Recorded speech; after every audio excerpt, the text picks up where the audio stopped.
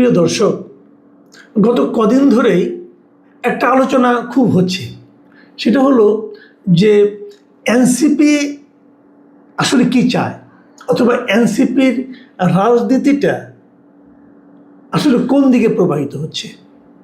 NCP কি বিএনপির প্রধান প্রতিদ্বন্দ্বী হয়ে যাচ্ছে, অথবা এনসিপি কি নিজেরাই তাদেরকে বিএনপির প্রধান প্রতিদ্বন্দ্বী হিসেবে উপস্থাপন করার চেষ্টা করছে।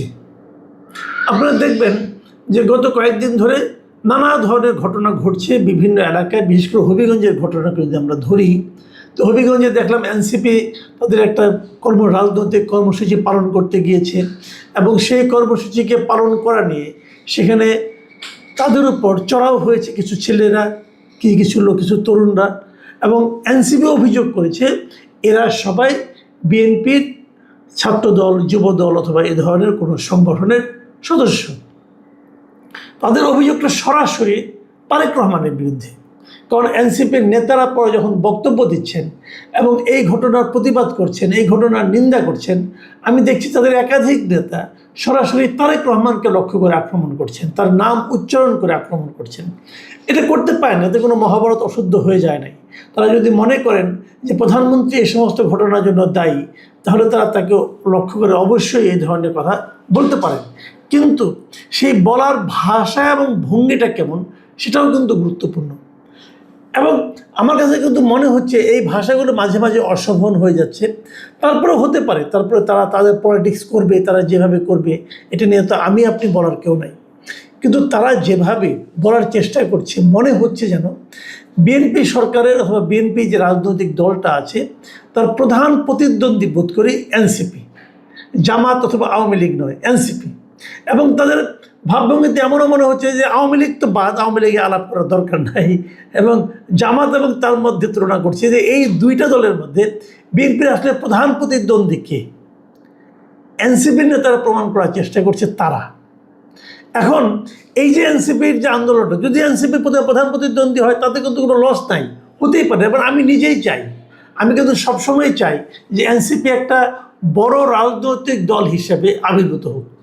আমি সবসময় চাই, আমি চাই মানুষ যেন এনসিপির মধ্যে একটা বিকল্প, মানুষের যে সাধারণ মানুষের যে একটা বিকল্প রাজনৈতিক দলের প্রতি একটা আকাঙ্ক্ষা আছে, যে আমরা তো আওয়ামী লীগ, বিএনপি, জামাত সবগুলিকে দেখেছি, আমরা একটা বিকল্প কিছু একটা চাই যার উপর আমরা আস্থা রাখতে পারি। এই যে মানুষের আকাঙ্ক্ষাটা, এই আকাঙ্ক্ষাটা যদি এনসিপির মাধ্যমে পূরণ হয় তাহলে তো আনন্দের কথা, আমি নিজেও এটা চাই। কিন্তু এনসিপি কি সেই জায়গাটা অর্জন করতে পারছে? কেবলমাত্র মুখের কথায় কাউকে গালাগালি করে অথবা কারোর ব্যাপারে অশ্লীল কথাবার্তা বলে তারা কি মানুষের মন জয় করতে পারবে? কারণ মানুষ কিন্তু দেখে কাজকর্ম, আপনি কি করছেন এটা হলো ইম্পর্টেন্ট, আপনি কি বলছেন সেটা সবসময় ইম্পর্টেন্ট না। একজন লোক বলছে যে ভালোভাবে চলা উচিত, মানে মাদকদ্রব্য গ্রহণ করা উচিত না, বলছে চরিত্র ঠিক রাখা উচিত, পরে দেখা যাচ্ছে যে ওই লোকটাই নিয়মিত মাদকদ্রব্য সেবন করছে।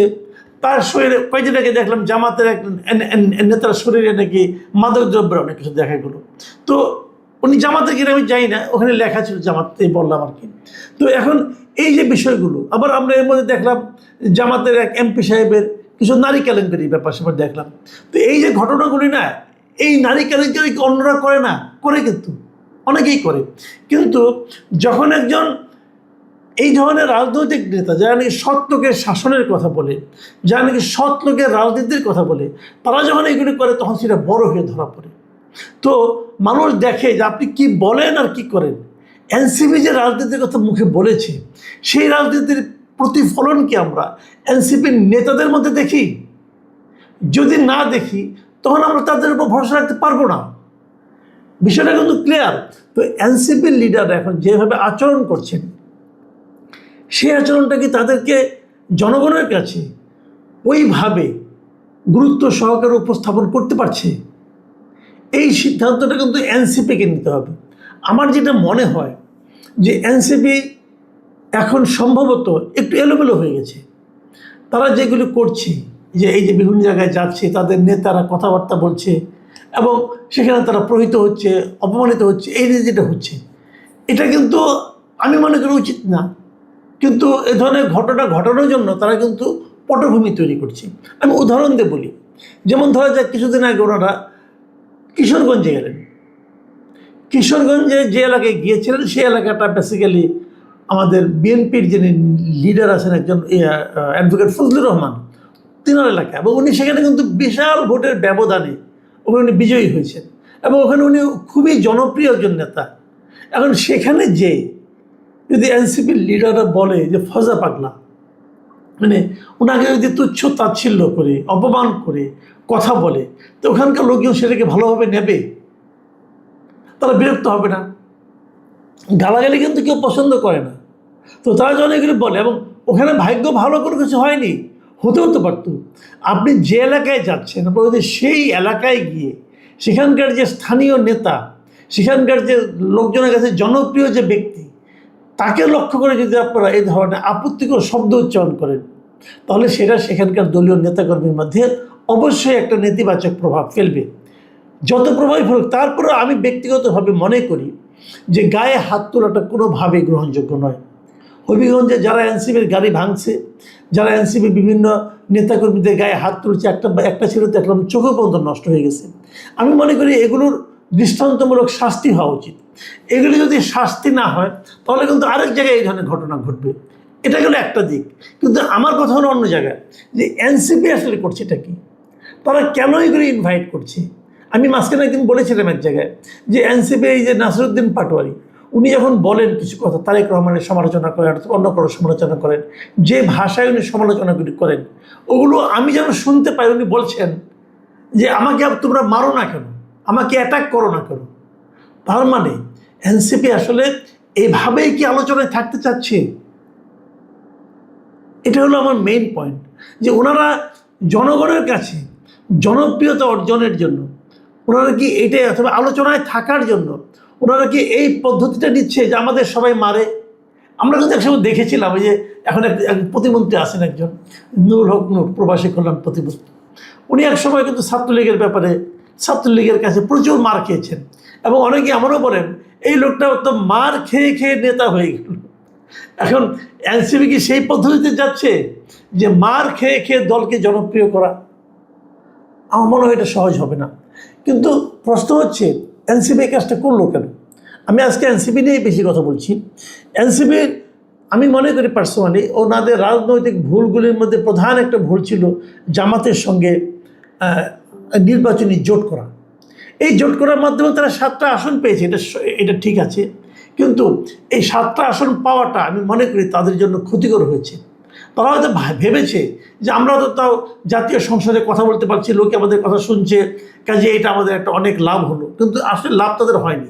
বরঞ্চ তাদের যে পরিবর্তনে যারা এমপি হয়েছেন তারা কিছু টাকা অবশ্যই ইনকাম করেন, প্রভাব বিস্তার করেন, এবং তাদের যে কর্মকাণ্ডটা, এই কর্মকাণ্ডটা কিন্তু সাধারণ মানুষ বিচার করছে যে এনসিপি ক্ষমতায় গেলে এমনটা হবে এই হিসাবে, এবং এই পরিবর্তনটা মানুষের চোখে পড়ছে। মানুষ কিন্তু বলে যে দুদিন আগে রিক্সায় চলার ক্ষমতা ছিল না, এখন কোটি টাকার গাড়িতে চলে।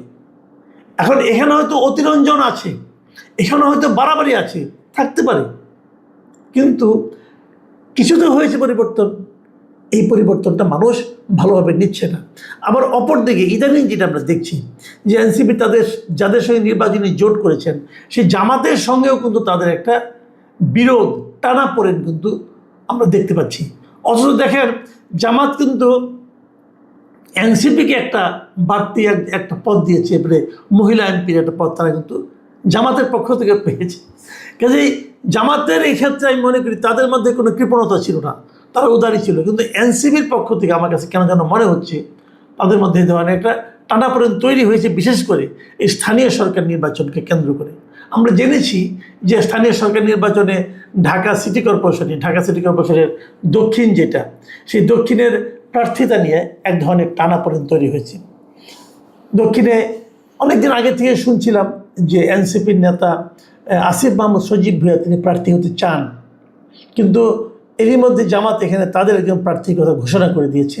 ডাকসু যিনি ভিপি সাদিক কায়েম, তাকে তারা এখানে প্রার্থী করবে বলে মোটামুটি চূড়ান্ত সিদ্ধান্ত তারা নিয়ে নিয়েছে। এই জায়গাটাতে এসে আমার কেন যেন মনে হয় এনসিপির সঙ্গে জামাতের একটা টানাপোড়েন শুরু হয়েছে এবং সেটা টানাপোড়েনের শেষ কোথায় যাবে আমরা কিছু নমুনাগুলো দেখতে পাচ্ছি।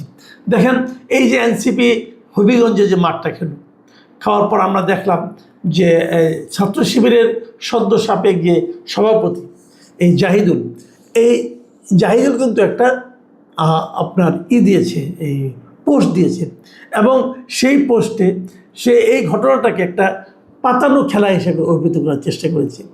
তার পোস্টটা আপনাদেরকে আমি একটু পড়ে শুনেন তিনি কী বলেছেন। তিনি বলেছেন, হবিগঞ্জ ও মৌলভীবাজারের হামলার ঘটনাগুলো খুবই সুপরিকল্পিত মনে হচ্ছে। উদ্দেশ্য যা হতে পারে জুলাই মাসে জামাতকে যতটা সম্ভব আলোচনার বাইরে রাখা এবং এনসিপির প্রতি জনসমর্থন বা পাবলিক সিম্প্যাথি তৈরি করা। Good plan, good move, deep power. উনি তার মানে যে কথাটা এতক্ষণ আমি বললাম এটা বোধহয় উনি জামাতটাকে ঢুকিয়ে দিয়েছেন যে জামাতটাকে আলোচনার বাইরে রাখা আর এনসিপির প্রতি মানুষের সিম্প্যাথি তৈরি করা। এটা আমি যেটা বলেছিলাম উনি একই কথা বলছেন। এই কথাটাই যখন উনি বলেন তখন সেটা কিন্তু এনসিপির ভালো লাগার কথা না, তাই না? এবং এরপরে দেখলাম যে এনসিপির নেতা মনিরা শারমিন তিনি আবার একটা পাল্টা পোস্ট দিয়েছেন। সেখানে উনি লিখেছেন যেটা সেটা আপনাদের পড়ে শোনাই যে জামায়াতের 60 বছর বয়সী সংসদ সদস্য 17 বছরের কিশোরীকে চাকরির প্রলোভন দেখিয়ে যে কেলেঙ্কারির জন্ম দিয়েছেন সেটা এই জুলাই মাসেই ছিল। ঘটনা শুধু আলোচনাতেই ছিল না, বরং বিব্রতকর পরিস্থিতি সৃষ্টি হয়েছিল। কিছু মানুষ দেখলাম যারা হামলার প্রতিবাদ না জানিয়ে এর মধ্যে ডিপ প্ল্যান বা গভীর পরিকল্পনার গন্ধ পাচ্ছে। এনসিপির রাজনীতি দাঁড়ালে কারো অসুবিধা হবে, এটাই স্বাভাবিক। নিজেদের ব্যর্থতা অস্বীকার করে অন্যকে সন্দেহের চোখে দেখা একরকম অসুখ, আরোগ্য কামনা করে আমিন। বোঝাই যাচ্ছে ওই জাহিদুলের পোস্টকে কিন্তু উনি কাউন্টার করেছেন। কাউন্টার করতেই পারেন, কোনো সমস্যা নাই, কিন্তু এখানেও কিন্তু আপনি দেখবেন যে এক ধরনের মানে তাদের মধ্যেকার যে ঐক্যটা সেখানে যে একটা ফাটল ধরেছে, এক ধরনের ভাঙন তৈরি হয়েছে, সেটা কিন্তু আমরা এখানে কিছু কিছু হলেও দেখতে পাচ্ছি। যেমন আলোচনা, যেটা নাকি জাহিদুল বলেছেন যে আলোচনায় থাকতে চাইছে, জামাতকে আলোচনা বাইরে রাখতেছে এবং তারা তাদের প্রতি সমর্থন চাচ্ছে। উনি বলছেন জামাত তো যথেষ্ট আলোচনায় ছিল এই জুলাই মাসে, ওই আপনাদের গাজী সাহেবকে নিয়ে, গাজী নজরুল এমপিকে নিয়ে একটু কিন্তু ব্যঙ্গ আছে এখানে। হ্যাঁ, আবার উনি এটা বলেছেন যে এনসিপির রাজনীতি দাঁড়ালে কারো অসুবিধা হবে। এটাও ঠিক, আমি কিন্তু মনিরা শারমিনের সঙ্গে একদম দ্বিমত পোষণ করছি না। আসলে এনসিপির রাজনীতি দাঁড়ালে কারো অসুবিধা হবে, কিন্তু এনসিপির রাজনীতিটা দাঁড়াবে কিসের উপর ভিত্তি করে? এনসিপির রাজনীতি কিন্তু এই মার খাওয়ার মাধ্যমে, সরকারকে গালাগালি করার মাধ্যমে আপনি দাঁড় করাতে পারবেন না। এনসিপির রাজনীতি দাঁড় করাতে হবে তার নিজের যোগ্যতার উপর, নিজের আচরণের মাধ্যমে, নিজের কথা এবং কাজের মিলের মাধ্যমে, নিজের এমপিদের হঠাৎ করে আঙুল ফুলে কলা গাছ হয়ে যাওয়ার মাধ্যমে না। এই জায়গাটা কিন্তু বড় কথা। আমি একটা বটম লাইন বলি, যে আলোচনাটা বাংলাদেশের রাজনীতিতে এই মুহূর্তে একটা ধারা খুব প্রবল, সেটা আপনারা দেখেছেন। সেটা হলো যে কোনো কিছুর বিনিময়ে হোক আওয়ামী লীগকে মাঠে নামতে না দেওয়া। এটা হলো একটা প্রবল ধারা। এই ধারার সঙ্গে কারা আছেন? এই ধারার নেতৃত্বে আছেন এনসিপি, জামাত এবং সঙ্গে আছেন বিএনপি। বিএনপিও কিন্তু এই ধারার বিরোধিতা করছে না, মনে মনে কী বলছে আমি বলতে পারবো না, কিন্তু তারা এই ধারার সঙ্গে আছে। তারা কোনোভাবেই আওয়ামী লীগকে রাজনীতির মাঠে আসতে দিতে চায় না।